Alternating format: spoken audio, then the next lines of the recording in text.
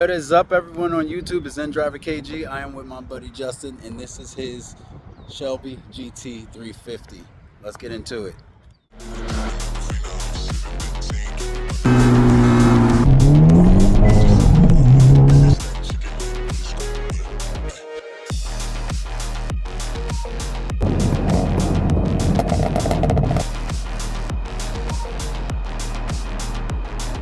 Alright, so I am here with my buddy Justin, and tell us about this. What is this?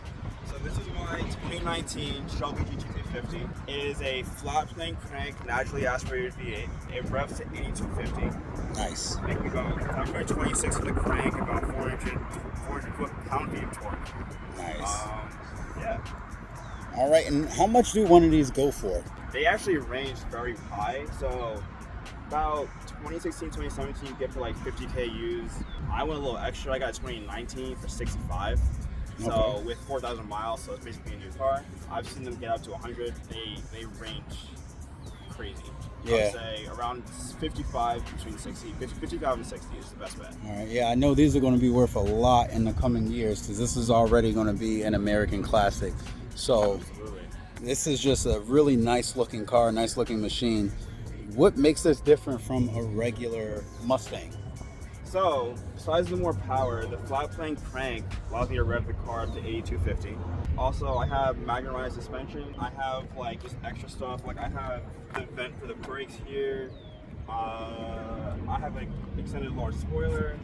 A different transmission for the manual, actually to trim it, because no longer an MT82, which is a big thing for me. And then, other than that, it's pretty much a Mustang. All right, and look at this thing. This looks a little different from a 5.0. This is a 5.2, correct? Yes, it is. Mm-hmm.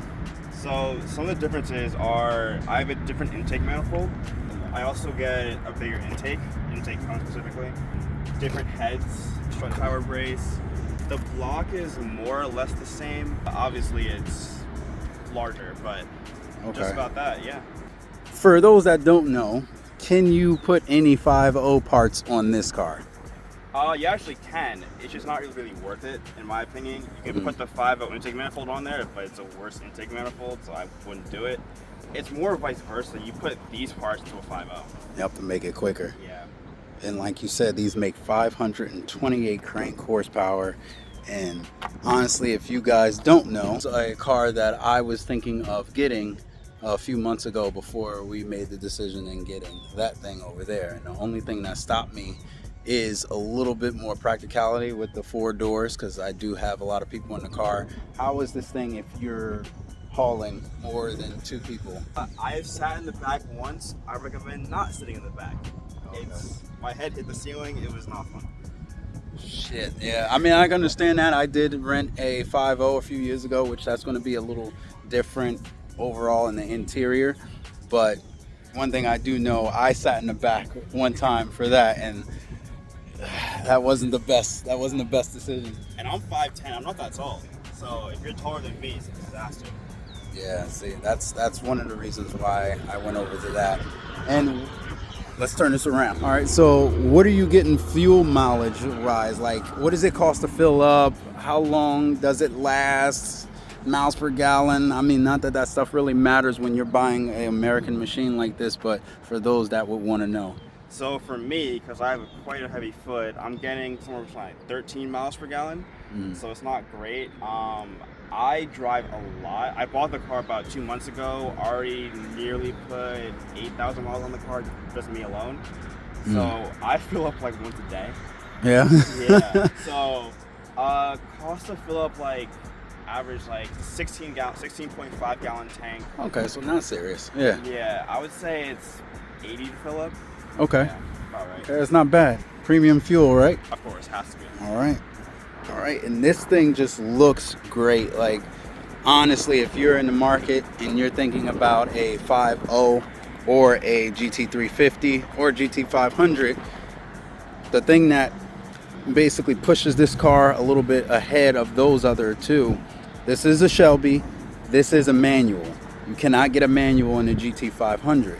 You get more power, but you're getting more fun, more engagement with this. Not to say that the GT500 isn't engaging. This is just that better of the three options, I think, right? Would Absolutely. I'll say about the Mach 1, it is almost the exact same thing with a different engine, the regular 5.0. I bought this car solely for the engine. That is the reason to buy this car, in my opinion. Yep, 8250, right? RPMs? The car at that red line is something else. In my opinion, the best sounding car in the world, but that's just me. Yep. Hey, I can't argue with that, man. I miss the V8 sounds. I miss the V8 feel, the rumble. It's just something that is different about American muscle V8s. I mean, not to say you can't get that in like a Mercedes or a German muscle car, but American V8s just, I don't know, it has that particular sound, especially this being a flat plane crank V8. Something about it is just addicting. It truly is. And you get a signature. Mine doesn't come with a signature. All I get is Nam Yang. But all right, let's go into the car and check out what's going on inside. All right, so this was a big thing for me when I was looking into the Mustangs. This comes with an infotainment system and heated and cooled seats. What makes this different that this comes with heated and cooled and not just heated? So people don't know this. The 2019s only came with heated and cool seats. You cannot get the Recaros for the 2019s. Oh, most people actually desire those. If I do it all over again, I think I would get the Recaros, but honestly, these seats hold me very well. I use the heated or cooled function at least once a day, and I absolutely love these seats. Like, they feel great, and they definitely work. The cooling, I felt like I peed myself. It was crazy. It was so cold. Yo, yeah. That's nice. See, and that, like I said, that was a big thing for me. And you get an exhaust button. That's launch control, I'm guessing, right? You get traction control off. Yeah, all the normal. Yeah. Yo, this is a really nice car. And does this come like this with the carbon fiber? Yeah, came like that. Carbon fiber, like upholstery here. B&O sound system actually is pretty good. I think it's 9-speaker with a sub in the back actually from factory. Yep. So yeah, I think my favorite thing about this interior though is the little plaque here that says my chassis number. Wow. Yeah. Nice. That's fine detail. That's and that makes you feel special in what you're driving. Absolutely. Like you don't get that in a lot of cars, and this car does make you feel special. It's not like the same 5.0s that we see all the time every day. Not to say, again, there's nothing wrong with a 5.0. I'm a big, huge Mustang fan. It's just when you see 5.0s every day, they usually have the same mods. You know, it gets a bit redundant. This is something fresh, and you're getting a manual. A lot of guys opt for the 10-speed because they want to go faster. Yeah. You obviously want to have fun. I like having fun. At the end of the day, I like driving. That's what I love doing. And I feel like it's just more engaging with the manual transmission. Yep. I actually just installed a short throw shifter from Barton, and the throws feel absolutely amazing. Oh yeah, it looks different from before. Yeah. Yeah, no, it feels absolutely amazing. So that's something that I really appreciated. Nice. So let's get this thing on the road and see how she does. Absolutely. All right, guys. So we are in the Gt350. Let me put my seatbelt on for safety. And let's see what me, a Hyundai driver, thinks. Already sounds amazing. Oh, yeah. Man, she's cool, too. This is interesting. It feels a lot different from before. It's heavy too. Yeah, very. I actually like that. It feels like my old shifter I had on my old Mustang. I had the Tri-Effects, and it felt just like this. So it's making me feel. And how do you get in reverse? Push down and then always to the left. Oh, okay. Yeah. Okay. There we go. There we go. She's calmed down. Let's go out. Let's see. Let's see where that grab point is. Yeah. There it is. Yeah, it is.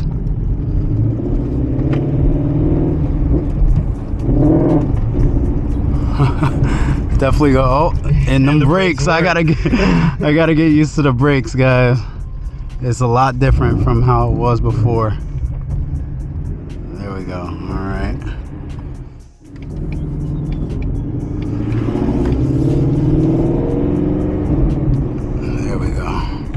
Definitely have to use muscle on this. Absolutely. This is a lot different from the Elantra right away. Yeah, I can imagine. Wait till you drive that one. Hearing that V8 go is just something else. That's such a good sounding car right there. Yeah, I love the little purr. This makes me really want a V8 all over again. Something about an American V8 to me is just, it got me into cars. It only right that I actually get one. Yep. So, yeah. And your last car before this was? A 3-valve Mustang, actually. So, interesting. Yeah. All right, there we go. We're getting the hang of it now. I don't understand why this person's using all.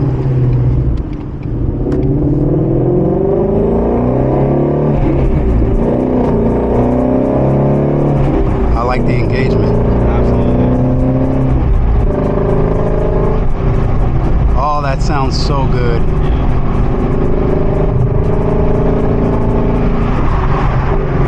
Eventually I will do headers.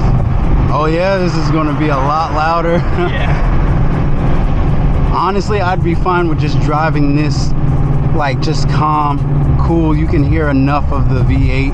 It sounds great. Let's hear that downshift.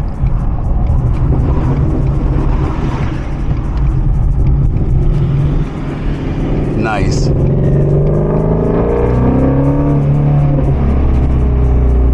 Oh, that sounds so good. I think I'm with you on this. This is the best sounding V8. I think it just is.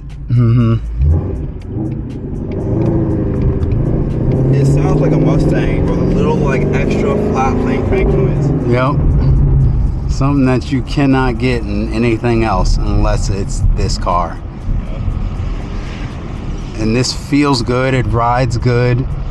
It's very stable on the road, like a pretty nice ride for it being a sports car, a track-oriented car. This feels really good. It rides really good.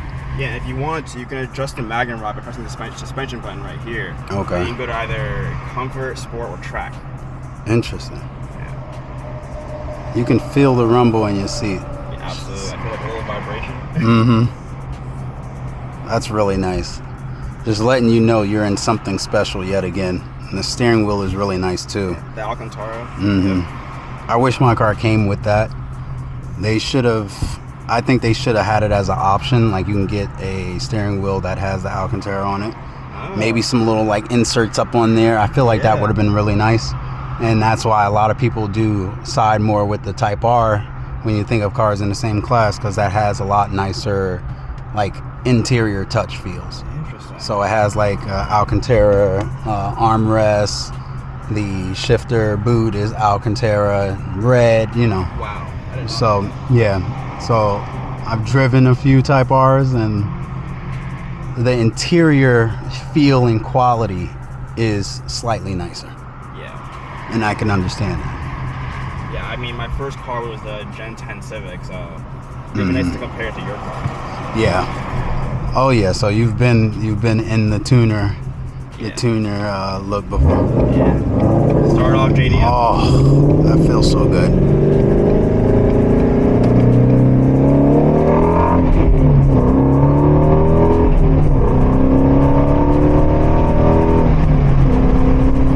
Feels great.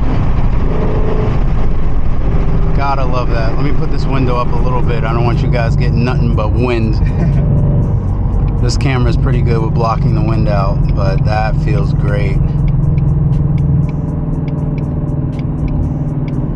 I know you just got some work done on here, so we're not going to go far around the block like that, but if you guys want to get more sights and sounds of a GT350, there is I believe Dark Gt350. Yeah. He's on YouTube and he does a bunch of drive arounds in his GT350, and I'm not sure if that thing is stock or not, but it sounds amazing. And even though I don't own one, I'm sitting there watching his videos, and I'll leave a link to his channel there, and if you guys want to follow him, I'm going to leave a link to his Instagram. Right? What is your Instagram? Just Too Slow with all underscores. All right. And I'm going to leave that there, and we're going to get this thing parked and wrap up some. All right, guys. So hopefully you enjoyed that. I think this car is an absolute beast and it's an animal. And for that money that you're spending, you're getting a piece of American history. So thank you for allowing me to Absolutely. drive and inspect this car. And again, what is your Insta? Just_2_slow. All right, we'll leave that right here. And you guys go give him a follow. He's a good guy. He knows his stuff. And now it's going to be time for him to get behind the wheel of one of. We got a 24 and a 23. Let's see how that goes.